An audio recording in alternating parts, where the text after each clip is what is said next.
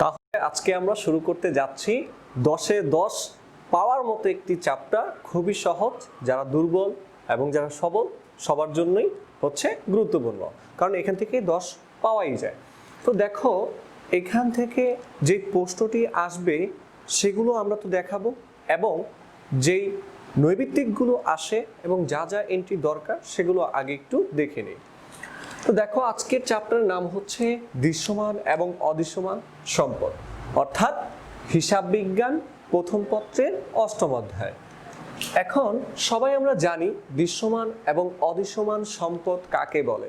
দৃশ্যমান সম্পদ হচ্ছে যে সম্পদগুলোর বাস্তবিক আকৃতি আছে, সেই সম্পদগুলোকেই বলে থাকি আমরা দৃশ্যমান সম্পদ। সেটা কিরকম হতে পারে? ফার্নিচার, আসবাবপত্র, দালান কোঠা, বাড়িঘর, এগুলোই হচ্ছে আমার দৃশ্যমান স্থায়ী সম্পদ। আর অদৃশ্যমান সম্পদ বলতে বোঝায় যেই সম্পদের আর্থিক মূল্য আছে কিন্তু চোখে দেখা যায় না অথবা ধরা ছোঁয়া যায় না, সেই সম্পদগুলোকে বলে থাকি আমরা অদৃশ্যমান সম্পদ। আবার বলছি, অদৃশ্যমান সম্পদ হচ্ছে যেই সম্পদের আর্থিক মূল্য আছে, অর্থাৎ টাকার অঙ্কে পরিমাপযোগ্য, কিন্তু তার দৃশ্যমানতা নেই এবং ধরাও ছোঁয়াও যায় না, সেই সম্পদগুলোকে বলি আমরা অদৃশ্যমান সম্পদ। এখন তোমাদের কিন্তু ক নম্বর প্রশ্নে আসতে পারে অদৃশ্যমান সম্পদের পরিমাণ নির্ণয় করো। একটু নোট দাও, ক নম্বর প্রশ্ন যদি আসে অদৃশ্যমান সম্পদের পরিমাণ নির্ণয় করতে, তাহলে তোমরা কিছু সম্পদ লিখে রাখো। আমি মুখে বলে দিচ্ছি। অদৃশ্যমান সম্পদের মধ্যে আছে সুনাম, ট্রেডমার্ক, প্যাটেন্ট, কপিরাইট, ঠিক আছে, ফ্র্যাঞ্চাইজিং, লাইসেন্স, এগুলো হচ্ছে আমার অদৃশ্যমান সম্পদ। আবার বলছি, সুনাম, প্যাটেন্ট, ট্রেডমার্ক, কপিরাইট, গ্রন্থস্বত্ব, আর হচ্ছে আমাদের ফ্র্যাঞ্চাইজিং এবং লাইসেন্স, এই কয়েকটি হচ্ছে অদৃশ্যমান সম্পদ। ঠিক আছে, তাহলে দেখো, অবচয় যখন আমরা নির্ণয় করব, এই চ্যাপ্টার থেকে বেসিক্যালি হচ্ছে অবচয়ের পরিমাণ নির্ণয় করতে বলা হয় এবং তার থেকে জাবেদা আসে, সেটা আমরা জানি। তো দেখো, যখন তোমাকে বলবে অবচয় নির্ণয় করতে, তখন তোমাকে কয়েকটা জিনিস সম্পর্কে ধারণা থাকতে হবে। তো এই ধারণাগুলো কি কি নৈবিত্তিকে আসে, এগুলো একটু দাগিয়ে রাখো।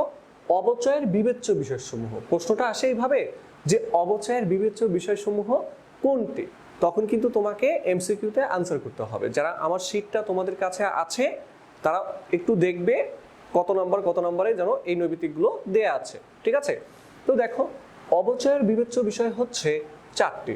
তো দেখি আমরা। ঐতিহাসিক মূল্য, আমি একটি একটি করে বলছি। ঐতিহাসিক মূল্য বলতে বোঝায় সম্পদের মোট মূল্যকে, অর্থাৎ ক্রয় মূল্যকেই আমরা বলে থাকি ঐতিহাসিক মূল্য। আমি একটু উদাহরণ দিচ্ছি। ধরো, আমি একটি আসবাবপত্র কিনবো, তো কিনলাম 10 লক্ষ টাকা দিয়ে। এখন তার জন্য পরিবহন খরচ হয়েছে 5,000 টাকা এবং হচ্ছে তোমার সংস্থাপন ব্যয় হয়েছে 5,000 টাকা। তো আমার সম্পদের মোট ক্রয় মূল্য দাঁড়ালো কত? 10,000-এর সাথে ওই যে আরো 5 5 10 এগুলো যোগ করে দিবে। এটাই হচ্ছে আমার সম্পদের ঐতিহাসিক মূল্য অথবা ক্রয় মূল্য। ঠিক আছে, এরপর আয়ুষ্কাল। আয়ুষ্কাল বলতে বোঝায়, ধরো তুমি কোনো ফার্নিচারের দোকানে গেলা, একটা আসবাবপত্র কিনবা, তখন কিন্তু ওই লোক অনেক চাপাবাজি করে, ঠিক না? তো যখন নাকি তুমি 10 লক্ষ টাকা দিয়ে একটি আসবাবপত্র কিনবে, তখন উনি বলবে যে ভাই, এই আসবাবপত্রটা 25 বছর, 26 বছর, 30 বছর পর্যন্ত ব্যবহার করা যাবে। এই যে উনি বলল যে একটা স্থায়ী সম্পদ 30 বছর একটা গ্যারান্টি দিল যে 30 বছর ব্যবহার করা যাবে, এই 30 বছর হচ্ছে আমার জন্য আয়ুষ্কাল, অর্থাৎ এই সম্পদের মেয়াদটা 30 বছর 40 বছর চলতে পারে। এরপর ভগ্নাবশেষ মূল্য। ভগ্নাবশেষ মূল্যটা কি? খুবই গুরুত্বপূর্ণ নৈবিত্তিকের জন্য। ভগ্নাবশেষ মূল্যটা হচ্ছে তুমি যে সম্পত্তি 10 লক্ষ টাকা দিয়ে কিনলে, ধরো 30 বছর ব্যবহার করলে, তো 30 বছর পর তুমি কি 10 লক্ষ টাকায় বিক্রি করতে পারবে? অবশ্যই না। তাহলে কত টাকা বিক্রি করতে পারবো? ধরো আমরা বিক্রি করতে পারবো 1 লক্ষ টাকা। আমি কিনেছিলাম 10 লক্ষ টাকার সম্পদ আরো 30 বছর আগে, তো 30 বছর পরে সেই সম্পদটাকে আমি বিক্রি করছি 1 লক্ষ টাকা। এই যে 30 বছর পর, মানে আমার সম্পদের মোট আয়ুষ্কাল পরেও সম্পদটা যতটুকু টাকায় বিক্রি করতে পারি সেই টাকাটাকেই বলে থাকি আমরা ভগ্নাবশেষ মূল্য। অর্থাৎ সম্পদের ব্যবহার উপযোগিতা শেষ হওয়ার পরেও আমরা যতটুকু মূল্যে সম্পদটাকে বিক্রি করতে পারি ঠিক ততটুকু টাকাকেই বলি আমরা ভগ্নাবশেষ মূল্য। ঠিক আছে, এরপর পদ্ধতির সমূহ। আমার অবচয় নির্ণয়ের অনেকগুলো পদ্ধতি আছে। আমি যেমন এখানে দুইটা পদ্ধতি দিয়েছি, কারণ এটা হচ্ছে তোমাদের প্রশ্নে আসবে এই দুটা পদ্ধতি, কিন্তু 14টা 15টা 16টা পদ্ধতি আছে। সেই পদ্ধতিগুলো তুমি কোন পদ্ধতিতে অবচয় নির্ণয় করবা, সরল রৈখিক পদ্ধতি নাকি ক্রমহ্রাসমান পদ্ধতি, এই পদ্ধতিগুলোকে তোমার বিবেচনা করতে হবে। তাহলে আমরা কি পেলাম? অবচয়ের বিবেচ্য বিষয়সমূহ হচ্ছে ঐতিহাসিক মূল্য, আয়ুষ্কাল, ভগ্নাবশেষ মূল্য এবং হচ্ছে অবচয় নির্ণয়ের পদ্ধতি সমূহ। আশা করি তোমরা এতটুকু বুঝে নিয়েছো। এরপর দ্বিতীয় টপিকসের দিকে যদি আমরা তাকাই, এগুলো দেওয়ার মূল কারণই হচ্ছে নৈবিত্তিক এখান থেকে 100% আসতে দেখা যায়। তো অবচয়ের কারণ সমূহ, কেন সম্পদটার উপযোগিতা কমে যায়, কেন সম্পদের অবচয় হয়, সেটা কিন্তু আমাদেরকে জানতে হবে। আগে অবচয়টা কি সেটা একটু তোমরা খাতায় লিখো। অবচয়টা কি এটা কিন্তু সরাসরি প্রশ্ন আসে, এবং তোমরা যখন নাকি ভার্সিটি অ্যাডমিশন টেস্টে পরীক্ষায় উত্তীর্ণ হবে তখন কিন্তু ভাইবা বোর্ডে তোমাদের প্রশ্নটি ধরতে পারে। তো সেজন্য অবচয় কি তোমরা একটু খাতায় লেখো। আমি 2-3 বার বলছি।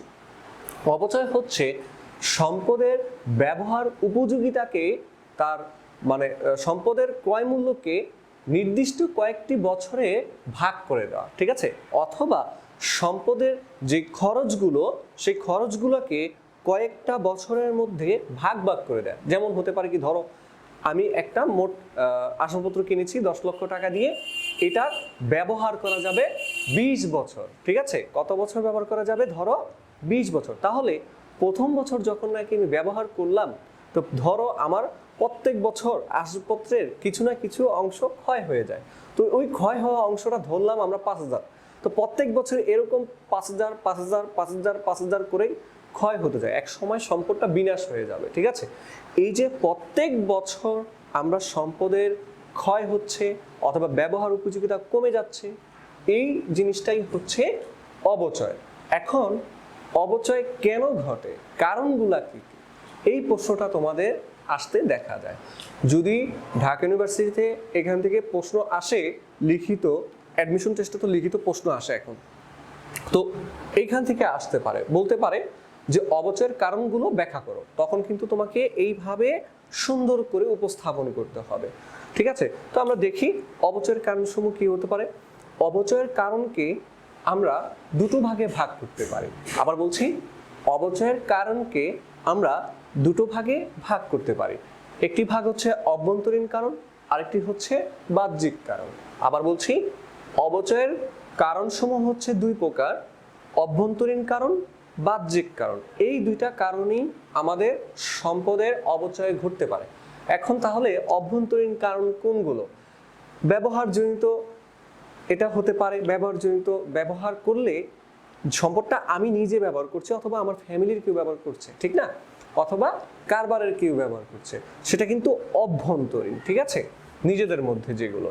এরপর সরাসরি সম্ভোগ। সরাসরি সম্ভোগ বলতে বোঝায় যে আমি সম্পদটাকে নিজে উপভোগ করছি, এর কারণেও কিন্তু সম্পদের ব্যবহার উপযোগিতা কমে যায়। ঠিক আছে, যখন আমি একটি চেয়ার ব্যবহার করব তখন সেই চেয়ারটা কিন্তু ব্যবহার করতে করতে তার একটা উপযোগিতা কমে আসে, রং চলে যায়। ঠিক আছে, এরকম। দেখো নিষ্কাশন জনিত ইত্যাদি এরকম হতে পারে। তোমরা এই তিনটি লিখে রাখো, ব্যবহারজনিত, সরাসরি সম্ভব আর হচ্ছে নিষ্কাশন জনিত। এই তিনটি কারণে আমাদের কি হয়, অভ্যন্তরীণ মানে কারণের মধ্যে পড়ে আর অভ্যন্তরীণ অবচয় হয়। ঠিক আছে, এরপর বাহ্যিক। বাহ্যিক কারণগুলো খুবই গুরুত্বপূর্ণ, কারণ সময়। দেখো আমি আজকে যে সম্পদটি 10 লক্ষ টাকা দিয়ে কিনলাম সেটি কি 10 বছর পরে সেই একই দামে বিক্রি করতে পারবো? অবশ্যই না। কারণ হচ্ছে কি, এই 10 বছরের মধ্যে সম্পদের ব্যবহার উপযোগিতা সময়ের সাথে সাথে চেঞ্জ হয়ে যায়। এই জন্য সময় একটি গুরুত্বপূর্ণ বাহ্যিক কারণ। ঠিক আছে, অপ্রচলিত। অবশ্যই অপ্রচলিত হবে, কারণ আজকে যে সম্পদটা আমরা ব্যবহার করছি ডিজাইনের, এই ডিজাইনের সম্পদটা আগামী 10 বছর পর অথবা আগামী বছর ডিজাইনটা নাও চলতে পারে, তখন কিন্তু আমার সম্পদের মূল্যটা কমে যাবে। এরকম দুর্ঘটনাজনিত কারণ হতে পারে, বাজার মূল্য হ্রাস, তুমি যে সম্পদটা কিনেছো সেই সম্পদের বাজার মূল্য যদি কম থাকে তাহলে কিন্তু তোমার সম্পদটি আগের দামে তুমি বিক্রি করতে পারবে না। সেক্ষেত্রে যতটুকু তোমার ক্ষয় হয়েছে, ক্ষতি হয়েছে বাজার মূল্য হ্রাসের কারণে, ততটুকুই হচ্ছে আমার অবচয়। তাহলে এগুলো ছিল আমার অবচয়ের কারণসমূহ। তারপরেও যদি কেউ না বুঝো নৈমিত্তিকগুলো, আমাকে অবশ্যই ইনফর্ম করবে। এরপর খুবই গুরুত্বপূর্ণ একটি জিনিস তোমাদেরকে দেখতে হবে তোমার সৃজনশীল প্রশ্নের জন্য। সৃজনশীল প্রশ্নের জন্য তোমার বোর্ড কর্তৃক নির্ধারিত সরলরৈখিক স্থির-কিস্তি পদ্ধতি আর হচ্ছে কমন অথবা দ্বিগুণ হার পদ্ধতি, এই দুটি পদ্ধতি থেকেই তোমাদের অবচয়ের প্রশ্নগুলো আসবে। তো দেখো, আমরা অবচয়ের পদ্ধতি সমূহ পড়ছি, ঠিক আছে? খুব ভালো করে তোমাকে নোট করতে হবে। আমি যেভাবে নোট করে দিয়েছি ঠিক সেভাবে নোট করো, সেভাবে পড়ো, ইনশাল্লাহ তুমি অনেক কিছু করতে পারবে। দেখো, সরল রৈখিক অথবা স্থির কিস্তি পদ্ধতি, এই পদ্ধতির অপর নাম হচ্ছে কি স্থির কিস্তি পদ্ধতি। পদ্ধতিগুলো তুমি লিখে রাখো, প্রশ্নে যদি স্থির কিস্তি আসে তখন তো তুমি ঘাবড়িয়ে যাবা, প্রশ্নটা আনসার করতে পারবে না। সেজন্য সরল রৈখিক অথবা স্থির কিস্তি পদ্ধতি। তাহলে এই পদ্ধতিটা কি আমরা একটু শিখি, তোমরা লিখে রাখতে পারো। যে পদ্ধতিতে প্রতি বছর অবচয় সমান হয় সেই পদ্ধতিকে বলে থাকি আমরা সরল রৈখিক অথবা স্থির কিস্তি পদ্ধতি। আবার বলছি, যে পদ্ধতিতে প্রতি বছর প্রত্যেক বছর অবচয় সমান থাকে সেই পদ্ধতিকে বলে থাকি আমরা সরল রৈখিক অথবা স্থির কিস্তি পদ্ধতি। এটা কিরকম হতে পারে? ধরো আমার 10 লক্ষ টাকার সম্পদের প্রথম বছরের অবচয় হলো 10,000 টাকা। তাহলে এই যে 10,000 টাকা অবচয় হয়েছে, আমি ধরে নিব আগামী 10 বছর 20 বছর প্রত্যেক বছর আমার 10,000 করে অবচয় হবে, অর্থাৎ প্রতি বছর সমান অবচয় হবে। ঠিক আছে, এই যে আমি লিখে দিচ্ছি প্রতি বছর অবচয় সমান থাকবে। এরপর ভগ্নাবশেষ মূল্যকে বিবেচনা করতে হবে। এই যে ভগ্নাবশেষ মূল্য, এইটাকে একমাত্র বিবেচনা করে আমার সরল রৈখিক পদ্ধতি অথবা স্থির কিস্তি পদ্ধতি। এই সরল রৈখিক পদ্ধতিতে মোট সম্পদ থেকে ভগ্নাবশেষ মূল্যকে বাদ দিয়ে দেখাতে হয়। আবার বলছি, সরল রৈখিক পদ্ধতিতে মোট সম্পদ থেকে ভগ্নাবশেষ মূল্যকে বাদ দিয়ে দেখাতে হয়। মোট সম্পদ থেকে যখন আমরা ভগ্নাবশেষ মূল্য বাদ দিব তখন যেটি পাবো সেটি হচ্ছে অবচয় যোগ্য মূল্য। তোমরা এখানে একটু নোট দিয়ে রাখো, এই প্রশ্নটি আসে ক নম্বরে, যে অবচয় যোগ্য মূল্য নির্ণয় করো। যখন প্রশ্ন আসবে অবচয় যোগ্য মূল্য নির্ণয় করতে সরল রৈখিক পদ্ধতিতে, তখন তোমরা করবে মোট সম্পদ মাইনাস ভগ্নাবশেষ মূল্য, ঠিক আছে? আর যদি ভগ্নাবশেষ মূল্য না থাকে তখন এই মোট সম্পদটুকুই হচ্ছে আমার অবচয় যোগ্য মূল্য। এখন দেখো যে সরলরৈখিক পদ্ধতিতে আমরা দুইভাবে অবচয় নির্ণয় করতে পারি। কতভাবে? দুইভাবে। দেখো, প্রথম টেকনিকটি, সর্বপ্রথম যে অঙ্কটি দেয়া থাকবে, যদি অবচয় হার দেয়া না থাকে তখন আমরা অবচয় হার নির্ণয় করব এইভাবে। তোমরা একটু কষ্ট করে খাতায় নোট দাও। অবচয় হার নির্ণয় করব 100 ডিভাইডেড বাই n। n মানে হচ্ছে আয়ুষ্কাল অথবা বছর, ঠিক আছে? n মানে হচ্ছে আয়ুষ্কাল অথবা বছর। আবার বলছি, সরল রৈখিক পদ্ধতিতে যদি অবচয় হার দেয়া না থাকে তখন তোমাকে বের করতে হবে 100 ডিভাইডেড বাই n অথবা আয়ুষ্কাল। দিলে যা পাও সেটাই হচ্ছে তোমার পার্সেন্টেজ, অর্থাৎ অবচয় হার। যেরকম সেটা হতে পারে, ধরো আমার বছর দেয়া আছে 10 বছর, আর তাহলে অবচয় হার কত হবে? এই 100 ডিভাইডেড বাই 10, ঠিক আছে?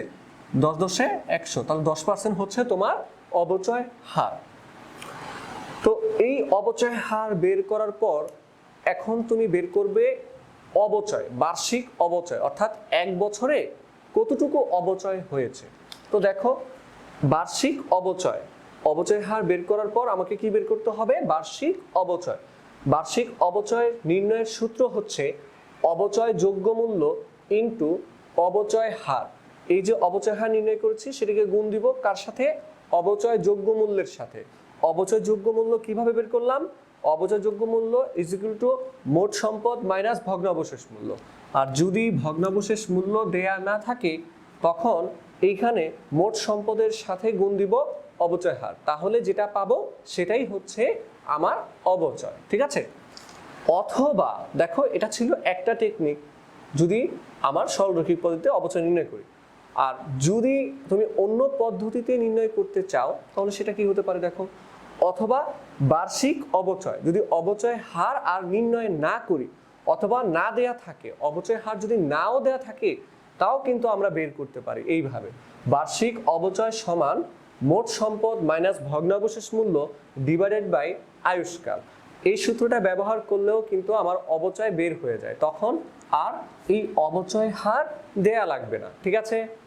ওকে, এই ছিল আমার সরল রৈখিক পদ্ধতি। জাবেদাগুলো আমি একটু পর দেখাচ্ছি। এখন দেখো যেটা মোস্ট ইম্পর্টেন্ট, ক্রমহ্রাসমান অথবা দ্বিগুণ হার পদ্ধতি। এই ক্রমহ্রাসমান জেরের অপর নামই হচ্ছে দ্বিগুণ হার পদ্ধতি। বাবারে ঘাবড়িয়ে গেলে চলবে না, তোমাদেরকে নামগুলো অবশ্যই লিখে লিখে পড়তে হবে। আমি তো একভাবে নোট করে দিয়েছি একদম, যাতে তোমাদের আর কোনো সমস্যা না হয়। তো ক্রমহ্রাসমান যা, দ্বিগুণ হারও তা। কেন এটাকে দ্বিগুণ হার বলে? ক্রমহ্রাসমান বা কেন বলে? ক্রমান্বয়ে একটা সম্পদের অবচয় হতে হতে সম্পদটা বিলুপ্ত হয়ে যায় অথবা সম্পদের মূল্যটা জিরো হয়ে যায়। এই জিরো হওয়াটাই হচ্ছে আমার ক্রমহ্রাসমান অথবা দ্বিগুণ হার পদ্ধতির মূল বক্তব্য। আবার বলছি, কারণ আমরা জানি সবাই একটা সম্পদ যখন কিনবো এই সম্পদটা একসময় ব্যানিশ হয়ে যাবে। তো ব্যানিশ হওয়া আর হচ্ছে সম্পদ কেনা, এই দুটার মধ্যে একটা পার্থক্য হচ্ছে মধ্যে, এই যে মধ্যে হচ্ছে যা শুধুমাত্র অবচয় হচ্ছে, প্রত্যেক বছর অবচয় হচ্ছে। ঠিক আছে? এই অবচয় হওয়ার কারণেই সম্পদটা ব্যানিশ হয়ে যায় অথবা জিরো হয়ে যায়। এটাই হচ্ছে ক্রমহ্রাসমান অথবা দ্বিগুণ হার পদ্ধতি। দেখো, ক্রমহ্রাসমান অথবা দ্বিগুণ হার পদ্ধতিতে যদি তুমি অবচয় হার নির্ণয় করতে বলে, ক নম্বর প্রশ্নে আসে ক্রমহ্রাসমান জের পদ্ধতিতে অবচয় হার নির্ণয় করো, তখন অবচয় হার নির্ণয়ের পদ্ধতি হচ্ছে অবচয় হার is equal to 100 divided by n into 2। এই যে সরল রৈখিকের সাথে একটু পার্থক্য হচ্ছে, এখানে কিন্তু 2 গুণ দেইনি, এখানে কিন্তু আমরা 2 গুণ দিয়ে দিয়েছি, কারণ এটার নামই হচ্ছে দ্বিগুণ হার পদ্ধতি। তাহলে একটা নৈমিত্তিক প্রশ্ন যদি আসে, সরল রৈখিক পদ্ধতিতে যদি অবচয় হার 10% হয় তাহলে ক্রমহ্রাসমান পদ্ধতিতে কত পার্সেন্ট হবে? 20%, 2 দিয়ে গুণ দিলে হবে। এইবার এরকম যদি হয় সরল রৈখিক পদ্ধতিতে অবচয় হার 20% হইলে ক্রমহ্রাসমান পদ্ধতিতে অবচয় হার কত হতে পারে? না, কত পার্সেন্ট হবে? 40%। এইভাবে তোমরা শিখবে। দেখো, খুবই মোস্ট ইম্পর্টেন্ট একটি কথা, ভগ্নাবশেষ মূল্যকে বিবেচনা করা হয় না ক্রমহ্রাসমান পদ্ধতিতে, কিন্তু ভগ্নাবশেষ মূল্য পদ্ধতিতে কিন্তু সরলরৈখিক পদ্ধতিতে কিন্তু এটাকে বিবেচনা করা হয়, অর্থাৎ বাদ দিয়ে দেখাতে হয়, যে মোট সম্পদ থেকে বাদ দিয়ে দেখাতে হয়। কিন্তু ভগ্নাবশেষ মূল্যটাকে ক্রমহ্রাসমান পদ্ধতিতে আমরা বাদ দিব না, যদিও অঙ্কে দেয়া থাকে তারপরও আমরা মোট সম্পদ থেকে কি ভগ্নাবশেষ মূল্যটাকে বাদ দিব না। ঠিক আছে? তো দেখো, আমি নিচে একটি ডায়াগ্রাম রেখেছি ক্রমহ্রাসমান পদ্ধতিটা শেখার জন্য। ঠিক আছে? একদম সিম্পল। এই পদ্ধতিতে কিভাবে আমরা অবচয় নির্ণয় করব, ঠিক না? খুবই সহজ, ঘাবড়ানোর কোনো কিছু নেই। ধরো আমার একটা মোট সম্পদের মূল্য, একটা আসবাবপত্রের মূল্য 1 লক্ষ টাকা। কত টাকা? 1 লক্ষ টাকা। আর অবচয় হার ক্রমহ্রাসমান পদ্ধতিতে ধরো 20%। কত পার্সেন্ট? 20%। ঠিক আছে? এখন এই সম্পদটা আমি কিনেছি 2020 সালে। কত সালে কিনেছি? 2020 সালে। তো ধরো অঙ্কটা এরকম দেয়া আছে। এখন আমার কথা হচ্ছে শিক্ষার্থীরা, তোমরা কিভাবে মানে বার্ষিক অবচয় নির্ণয় করবে ক্রমহ্রাসমান পদ্ধতিতে? ক্রমহ্রাসমান পদ্ধতিতে বার্ষিক অবচয় নির্ণয় করতে হলে তোমাদেরকে অবশ্যই এভাবে ঘর করতে হবে। ঘরটা কি? বছর, প্রারম্ভিক মূল্য, অবচয় হার, বার্ষিক অবচয়, আর হচ্ছে সমাপনী মূল্য। এই কয়টি ঘর করলেই চলবে। আবার বলছি, বছর, প্রারম্ভিক মূল্য, অবচয় হার, অবচয় অর্থাৎ বার্ষিক অবচয়, আর হচ্ছে সম্পদের সমাপনী মূল্য। আচ্ছা, অঙ্কটা কি দিয়েছি? একটা সম্পদ কিনেছি 1 লক্ষ টাকা দিয়ে, এখন তার অবচয় হার হচ্ছে 20%। ক্রমহ্রাসমান পদ্ধতিতে তাহলে কিভাবে আমরা অবচয় নির্ণয় করব? ধরো 3 বছরের জন্য অবচয় দেখাতে বলছে। কত বছরের জন্য? 3 বছরের জন্য। তো 3 বছরের জন্য আমরা দেখাবো। তাহলে 2020 সালে কিনলে 2020 সাল থেকে 3 বছর কত সাল? 2020, 21, 22। এই 22-এ হচ্ছে আমার 3 সাল। এই দেখো 3 সাল, ঠিক আছে? তো 2020 সালে সম্পদের মূল্য কত? 1 লক্ষ টাকা। এটা হচ্ছে প্রারম্ভিক মূল্য। বছরের প্রথমে যে সম্পদটা থাকে সেটাকে বলি প্রারম্ভিক মূল্য। অবচয় হার কত? 20%। এই যে 1 লক্ষ টাকার উপর 20% তোমরা করলে দেখবা কত টাকা আসে। যদি তোমার 10% 10,000 টাকা হয় তাহলে 20,000 টাকা। তাহলে 20,000 টাকা হচ্ছে আমার অবচয়। তোমরা জাস্ট এইভাবে করে দাও। এই যে তোমার 1 লক্ষ গুণ 20%, ক্যালকুলেটর টিপ দাও, তাহলে দেখবা 20,000 টাকা চলে আসছে। এখন তাহলে সমাপনী মূল্যটা কিভাবে বের করব, ঠিক না? সমাপনী মূল্য বের করবে এই প্রারম্ভিক মূল্য থেকে অবচয় বাদ দাও। তোমার সম্পদ ছিল 1 লক্ষ টাকা, অবচয় হয়ে গেছে 20,000 টাকা। তাহলে আমার সম্পদ বাকি রইল কত? 80,000 টাকা। এই 80,000 টাকা হচ্ছে তোমার এখন সমাপনী মূল্য, অর্থাৎ বছর শেষে সম্পদ আছে 80,000 টাকা। এই 80,000 টাকার সম্পদটা তুমি যখন 2021 সালে যাবে তখন কিন্তু সেটা 1 তারিখে হবে। তো এই 21 সালের জন্য এই 80,000 টাকা হচ্ছে তোমার প্রারম্ভিক সম্পদ, ঠিক আছে? এখন ঠিক সেমভাবে এটার উপর আবার 20% ধরো, দেখবা এখানে আসে 16,000 টাকা, ঠিক আছে? তো 16,000 টাকা আবার সেমভাবে এই 80,000 টাকা থেকে 16,000 টাকা বাদ দিতে হবে তোমাকে। তো 16,000 টাকা বাদ দাও, থাকে কত? দেখবা এখানে থাকতে পারে 64,000 টাকা, ঠিক আছে? 64,000 টাকা। এই 64,000 টাকা এখন হচ্ছে সমাপনী। তো 2022 সালে গিয়ে এটি আবার হয়ে যাবে 1 তারিখের সম্পদ, অর্থাৎ প্রারম্ভিক সম্পদ। এই 64,000 টাকা আবার এখানে লিখে দাও। ঠিক সেমভাবে এখানে আবার 20% করো। তো 20% করলে কত হয় দেখো? 6,400 আর 6,400 কত হয়? 12,800। এই 12,800 হচ্ছে এই বছরে আবার অবচয়। ঠিক সেমভাবে 64,000 টাকা থেকে 12,800 টাকা বাদ দাও। বাদ দিলে যেই টাকা থাকে সেটা হচ্ছে তোমার সমাপনী সম্পদ। এই ছিল আমার সরলরৈখিক পদ্ধতি আর হচ্ছে ক্রমহ্রাসমান পদ্ধতিতে বার্ষিক অবচয় নির্ণয়। জাবেদাগুলো আমি একটু পর দেখাচ্ছি। তোমাদের যদি সরলরৈখিক আর ক্রমহ্রাসমান জের পদ্ধতির কোনো সূত্র অথবা এন্ট্রি সম্পর্কে সমস্যা থাকে তাহলে অবশ্যই আমাকে নক করতে ভুলবে না।